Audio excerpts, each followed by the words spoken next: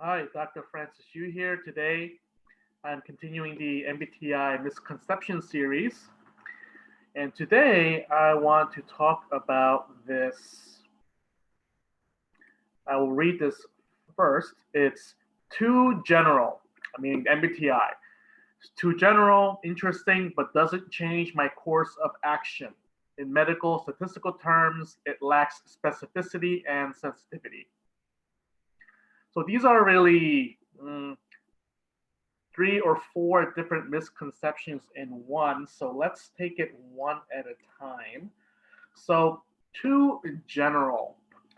Uh, it's unclear what exactly this conception means, but I think the one of the misconceptions about the MBTI is that you get stuck with these four letters and you have this description and that's who you are and you get boxed into this personality type and there's no depth to it and that there's no uh, the types aren't different enough. So uh, I think those are my interpretation of this phrase. So too general. So the point, I could actually talk about this for a long time, but number one, uh, it, it is general in the sense that each type should be somewhat similar to each other. All ISTPs should have similar behaviors and actions to a certain extent regarding certain things. But that said, each ISTP still has a little bit difference just because of their environment, of the things they prefer. There's just so many different things. Your personality isn't just your four letters. What the MBTI does tell you is your preferences in terms of how you like to get information and how you like to make decisions. And I think that's the main point I want to make is that the MBTI is based on preferences, and the main things it points out per type is how they get information and how they relay information. For example, the ISTP gets information by sensing. The preferred way of getting information from just living is the sensory information, how things taste, how things smell, how things look, colors, sounds, etc. And the ISTP, the preferred way of making decision is thinking. The preference is to be logical, part of a framework, and to follow to be more logical as opposed to feeling, which is more value based and in terms of what's important to the person or others. So you can talk about this more extensively because sensing can be done externally, meaning extrovertedly, or introvertedly. And thinking can also be done internally and externally as well, which is going to be on the scope of what I wanted to talk about. And that actually makes another point that it is general, but if you really look into it, there's so much depth and specificity for each type, and that it gets much more complicated. So another thing that people don't realize, or the general public doesn't realize about the MBTI, is that let's take the ISTP as an example. The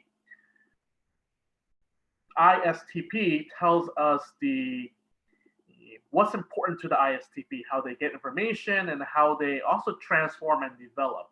It isn't a you are this type and you are this way. It's the ISTP designation is about actually a description of your transformation, of your development, and of your ability to not ability of your journey and path to become more of yourself and become more becoming yourself. And in that sense, it is not too general. Moving on, interesting, but doesn't change my course of actions. Yeah, so this is actually, I don't have a rebuttal for this because the MBTI is not supposed to well, there's two ways to interpret this, right? The MBTI isn't supposed to tell you what to do. It merely describes your preferences and your preferred behavior. But if you did know, let's say if you're ISTP, then your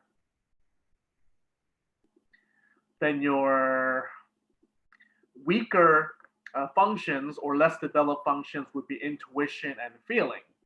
So it shows the ISTP that the way to grow or the way to what's challenging for them is to face what they find uncomfortable, which may be the intuition and feeling, depending on their life journey, right? So it doesn't necessarily tell you, oh, you have to do this now. It just shows you how you are so that you can be basically more aware and self-aware of who you are and how you do things and how you make decisions and how you do all these things. So it can change your course of action, but not by telling you what to do, but by showing you and giving you tools for self-awareness. It shows you who you are and thus where to go. Kind of like a GPS. If you want to go to the town over or a different state or a different country, if you don't know where you're starting from, it's much harder or maybe impossible to get where you need to go. So what your MBTI type tells you is where you are, and it also tells you kind of about the vehicle that you may be using without you realizing, and the best way for you to get to places. It's just describing who you are, where you are, and how you do things. So it doesn't change your course of action, but it can be utilized to be more aware and self-awareness and be emotionally intelligent about your actions and what you're doing. Next, we have in medical statistical terms, it lacks specificity and sensitivity. So in other terms, if you take it again, or actually no, scratch that. The specificity, sensitivity, right, is what we're talking about when we say, if we take the questionnaire, if we take the MBTI, it will, how correct is it in identifying your type? Now, if you read the MBTI, the full book, it describes all these different things and how they came up with the questions and how closely they tell you accurately what your type is.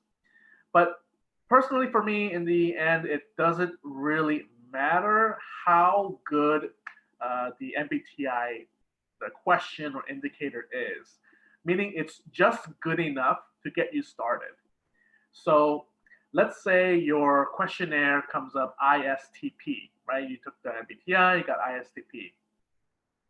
Then you met with a MBTI certified practitioner, or you heard a presentation on it, and you, after the presentation, you said, "Oh, I think I'm INTP."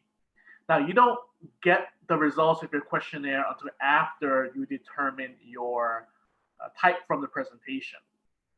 So in other words, if I took the MBTI questionnaire, I don't get the results. I listen to the presentation, and based on the description of F versus T, S versus N, I get a answer of what my type may be. And then I get my results from the original questionnaire, and then I compare them. In this case, I have, let's say, ISTP and INTP.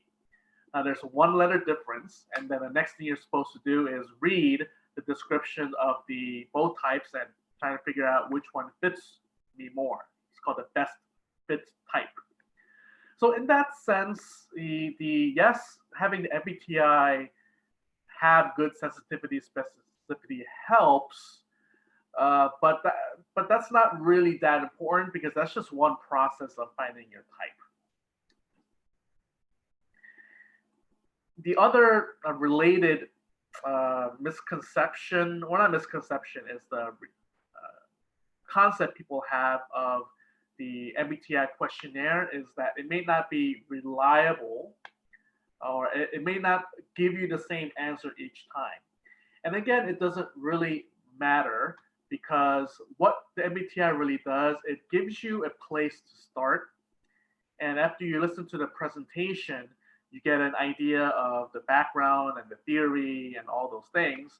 And it gives you a place to start to discover, and just a place to discover, a place to become more aware, a place to figure out how you process things, how you get information, and how you make decisions. So this one had a lot of stuff, but I liked it because it's actually most of the misconceptions kind of hit from different angles. So if you enjoyed this video and want to hear more about the MBTI, in particular about correcting, this mini series is about correcting misconceptions about the MBTI and how it can be used for self-awareness and personal transformation. Check out my other videos and subscribe, and I'll catch you later.